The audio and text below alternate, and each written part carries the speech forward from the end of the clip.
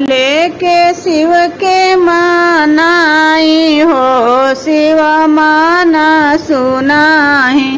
काम शिव के चढ़ाई हो, शिव माना सुनाई। काम शिव के चढ़ाई हो, शिव माना सुनाई। पूड़ी मिठाई शिव के मन ही न भावे, पूड़ी मिठाई शिव के मन ही न भावे। भंगिया धतूरा कहाँ पाई हो, शिव माना सुनाई। भंगिया धतूरा कहाँ पाई हो, शिव माना सुनाई। काले के शिव के मनाई हो, शिव माना सुनाही। काम शिव के चढ़ाई हो, शिव माना सुनाही। गाड़ी घोड़ा शिव के मन ही न भावे, गाड़ी घोड़ा शिव के मन ही न भावे। बसहा बैल कहाँ पाई हो, शिव माना सुनाही। बसहा बैल कहाँ पाई हो, शिव माना सुनाही। काले के शिव के मनाई हो, शिव माना सुनाही।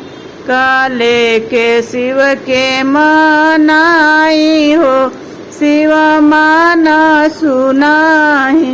साला दूसाला शिव के मन ही न भावे, साला दूसाला शिव के मन ही न भावे।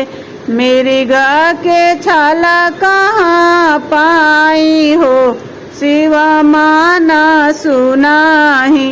मृगा के छाला कहाँ पाई हो, शिव माना सुनाही। काले के शिव के मनाई हो, शिव माना सुनाही। काम शिव के चढ़ाई हो, शिव माना सुनाही। लड्डू बर्फी शिव के मन ही न भावे, लड्डू बर्फी शिव के मन ही न भावे। भंगिया के गोला कहाँ पाई हो, शिव माना सुनाही। भंगिया के गोला कहाँ पाई हो, शिव माना सुनाही। काले के शिव के मनाई हो, शिव माना सुनाही।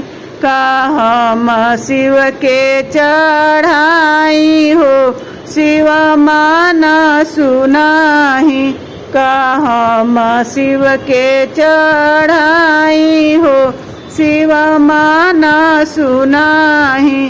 काले के शिव के मनाई हो, शिव माना सुनाही।